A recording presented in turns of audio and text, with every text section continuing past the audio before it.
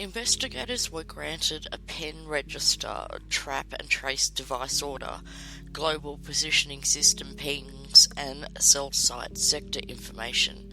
Investigators monitored LETECIA's telephone and recorded hours of communication between STAUCH and others. Each and every communication intercepted is not included within this affidavit.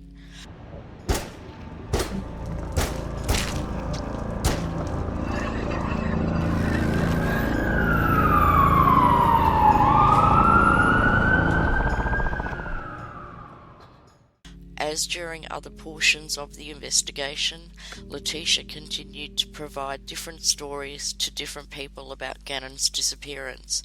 LETECIA providing false information to her sister and other family members, during which time LETECIA provided multiple different stories for what happened to Gannon. Several of these stories were discussed above. On a February 16th call at or about 19:28 hours, LETECIA told a female believed to be Tila Cummings that she had been giving Al numerous false stories because she knows he will not believe anything she says. On a February 17th call at or about 13:53 hours, LETECIA told a female also believed to be associated with Laura Abernathy that she was thinking about flying out to Colorado to take a lie detector test to prove her innocence. During that call she stated, "They think I'm still in Colorado." On another February 17th call at or about 16:11 hours, LETECIA told an unknown female that she is going to take a lie detector test, but that the test is not admissible in court and no law enforcement would be present.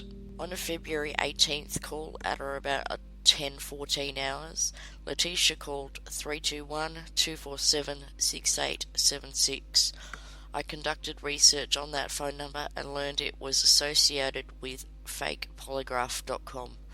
During that call, LETECIA stated she never got a confirmation for a test she paid for. LETECIA provided the spelling of her name, and before disconnecting the call, the unknown male stated he would resend her the results to her email. I viewed the website fakepolygraph.com and found the following information. Fake polygraph test. Get a fully verified fake polygraph test certificate proving you have taken a real polygraph test. You choose the questions, location, and results. We send your fully verified report within 1 business hour. The fake polygraph results are emailed from a local and real polygraph company. If your partner calls the authentic company, our team will confirm the test details. We are sure they will believe you. We have worldwide real polygraph companies in the following countries: UK, Ireland, Australia, USA, and Canada. Our polygraph reports are 3 to 4 pages and replicate a real report. The local polygraph company branding and contact details are the fake polygraph test. The polygraph test results are emailed from a real polygraph company. Also on February 18 at or about 11:16 hours, LETECIA again called the number. During this call, LETECIA inquired about an email she received. The unknown male stated that her report was blocked by management based on the content of the questions, and stated that with any illegal activities they reserve the right to not send the report. LETECIA's response was the following. LETECIA: what do you do now? Just delete it and go on about life and keep the money? Mail at fakepolygraph.com. Yes, we do indeed. LETECIA: okay, I got you. Thank you. Goodbye. Investigators contacted Luke Devlin utilising the phone number that LETECIA called. Mr. Devlin provided information to investigators, including the questions and answers that LETECIA had provided. LETECIA provided the following questions and the answers that were supposed to be truthful to fakepolygraph.com. A. Do you intend to answer these questions regarding your stepson truthfully? Yes. B. Is your birthday August 4, 1983? Yes. C. Did you participate in any way causing harm to your stepson? No. D. Did your stepson return with you to your home? Yes. E. Did you participate in any way in causing the death of your stepson? No. I submit to the court that if LETECIA had nothing to hide, she would not have to pay for fake polygraph results. Based on the data collected by the FBI and reported in the Journal of Forensic Sciences, I learned that in over 71% of homicide cases that involve false reporting, the reporting party is responsible for the murder. To be clear, this statistic is not being provided as sole probable cause for the requested warrant, but as an additional fact to be combined with others listed in this affidavit. Based on LETECIA's internet history, it is reasonable to believe she was unhappily married to Mr. STAUCH and had some degree of resentment towards the family as a step-parent. Furthermore, days before Gannon's murder, LETECIA appeared to be researching a move to another state to a 2-bedroom apartment. LETECIA has not provided a fully truthful statement to investigators at any point during this investigation, particularly regarding the circumstances of Gannon's disappearance. This would reasonably be suspected activity of an individual that committed the crime under investigation, namely murder. Within approximately 24 hours of Gannon being reported missing and without external prompt, LETECIA made claims to law enforcement that she was being set up. Initially, LETECIA said Gannon was playing with a neighbourhood friend between approximately 15:15 hours and 1600 hours and was expected home at 1800 hours.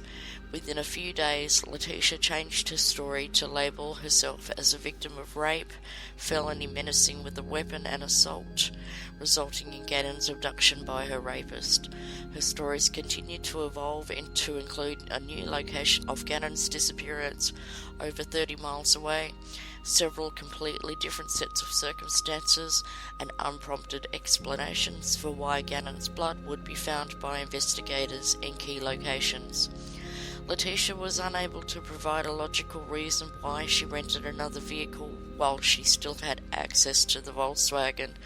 Based on the aforementioned facts, it was likely because it contained the remains of, or evidence of, Gannon's remains, based on positive reactions to luminol in the Volkswagen on the bumper, indicating the likely presence of blood on the rear tailgate. A suspected blood sample from the interior of the trunk area returned a negative result for the presumptive presence of blood.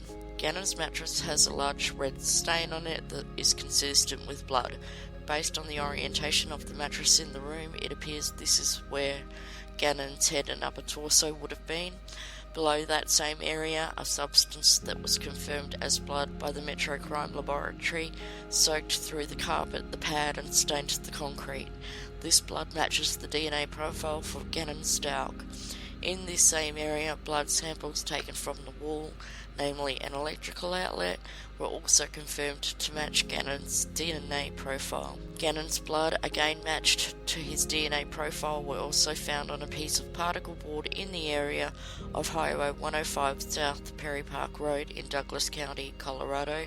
This particular area is consistent with LETECIA's travels on January 28th and January 31st of this year, based on GPS tracker locations of her Nissan Altima's rental vehicle and raw data from the Tegan. During her stories to Mr. STAUCH, without prompt, LETECIA provided explanations for why blood would be found on Gannon's bedroom wall. Other than LETECIA being present for Gannon's murder and being present for the cleaning of the murder scene, there is no reasonable explanation for how LETECIA would know there was blood on Gannon's wall, as that evidence had not been released to the media. Again, without prompt, LETECIA provided an alibi for why she was in the area where the particle board was recovered. By combining cell tower data, reviewing video surveillance and home security system logs, investigators believe, based on the evidence, the only 3 individuals with access to Gannon on the afternoon of January 27th were LETECIA, Harley, and 8-year-old Lena.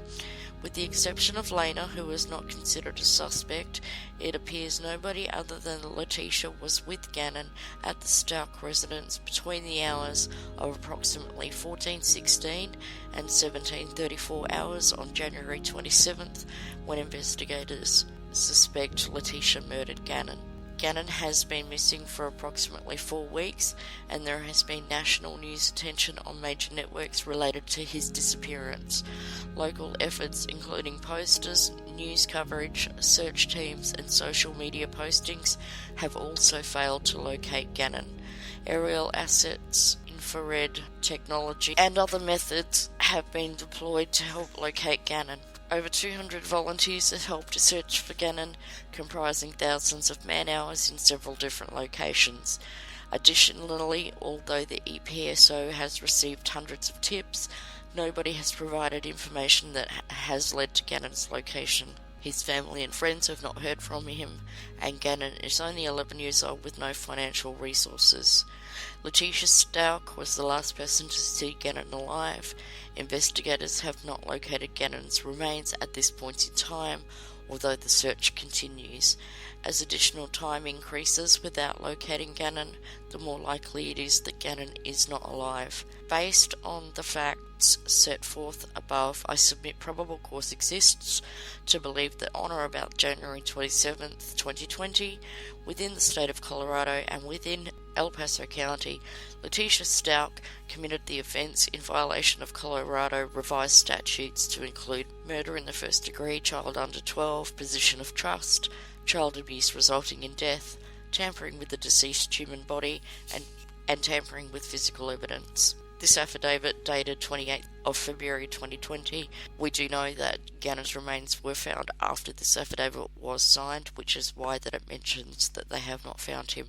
At the time of this affidavit, he had not been found, but he has since been found deceased in Florida.